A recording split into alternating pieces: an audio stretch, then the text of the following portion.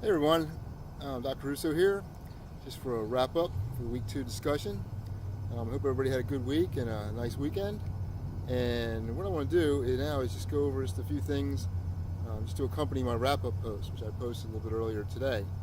There were two main topics that I covered in the wrap up post. One was about UV light and skin exposure, and the other had to deal with aging and skin health in general.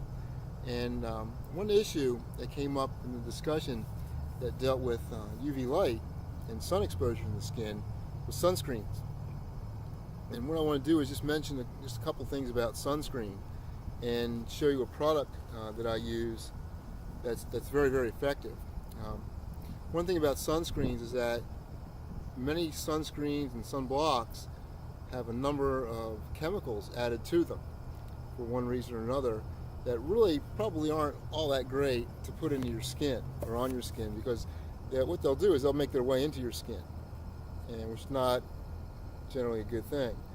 And for sunscreen, you want to keep it to like a natural type sunscreen. And the one product that I use, it's made by Mercola, but there's a number of other products that are very similar to this.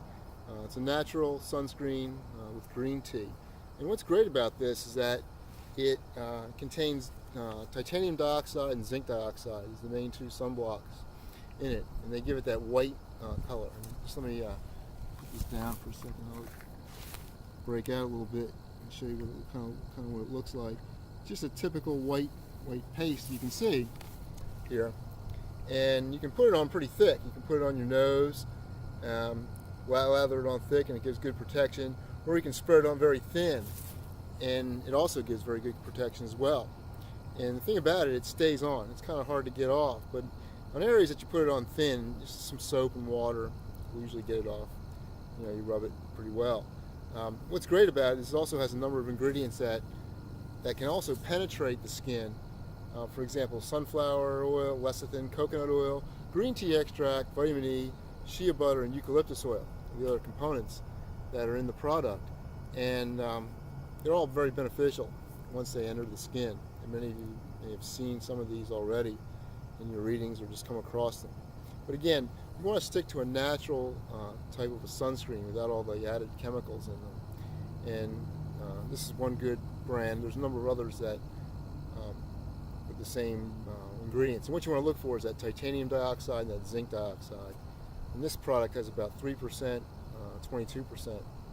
So about a quarter of the product are those dioxide materials, which give it that thick, kind of that whitish pasty color that you can put on. For example, you can put on your nose, a little bit like that, and you can rub it thin, and it gives a very good coating as well. So it's a good product. And again, that's for sunscreens. Now, the other part of the discussion dealt with just general skin health and aging in the skin. And one nutrient, and a lot of you talked about nutrition in your post, and specific nutrients also, and their effect on the skin. And one in particular that I mentioned in some of my replies, and then also mentioned in my wrap-up, is a product called astaxanthin. Okay, and what astaxanthin is, it's a pigment, and it's an antioxidant. It's kind of related to the beta-carotenes and the carotenoids. And it's a long-chain fatty acid type of pigment, and that's its basic structure. And it's very unique chemical, and that's probably the most potent antioxidant found in nature. And I'll just break out one here and show you what it looks like. Okay. Anyway, it's just a little pill, a little gel cap, and inside you don't want to break this open. You want to take it and you want to swallow. You don't want to break it and get it on your clothing, because it'll stain like crazy. Believe me. That's how strong of a pigment this is. A deep red color. And it's that pigment color which makes it beneficial. It gets in your cell membranes, and it's a good thing because it can really quench free radicals and work as a really potent antioxidant.